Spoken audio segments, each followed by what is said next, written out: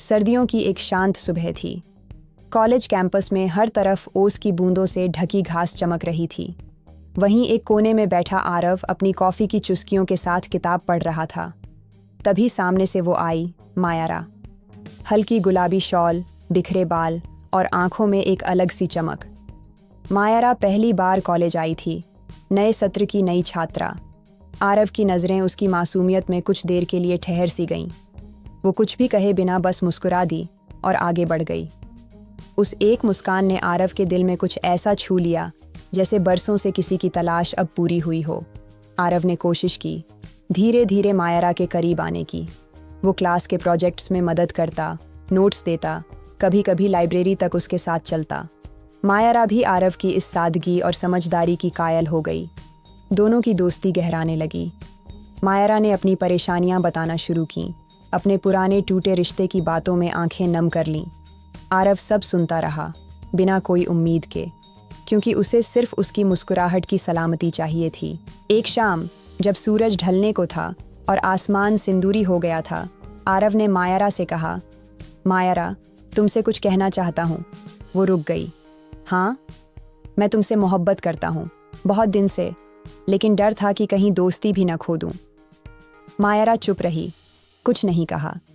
कुछ पलों की खामोशी के बाद वो बस बोली, आरव, तुम बहुत अच्छे हो, लेकिन मैं अब किसी रिश्ते के लिए तैयार नहीं हूँ। आरव मायारा के जवाब से टूटा नहीं। उसने सोचा, शायद उसे वक्त चाहिए, मैं इंतज़ार कर लूँगा। मायारा अब भी उसी तरह मिलती, हंसती, बातें करती। पर अब आरव का हर लम्हा मोहब्बत की उम्मीद में बीतता। मगर उसे नहीं पता था कि ये खामोश मोहब्बत उसकी किस्मत में अधूरी ही रहनी है। एक दिन कैंपस में हलचल सी थी। सब एक दूसरे से फुसफुसा रहे थे। मायारा की सगाई हो रही है अगले महीने फैमिली फ्रेंड से। आरव को लगा जैसे किसी ने उसके सीने में हथौड़ा मार दिया हो। उसकी सांसें तेज हो गईं, आंखें भर आईं, पर होठों पर एक फीकी मुस्कान थी।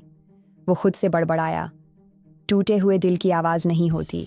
सगाई से 2 दिन पहले मायारा ने आरव को मिलने बुलाया। आरव, मैं जानती हूँ तुम्हारे दिल में मेरे लिए क्या था, पर मैं डरती थी दोबारा किसी पर भरोसा करने से, और फिर जब भरोसा हुआ तब तक मेरी किस्मत किसी और से जुड़ चुकी थी।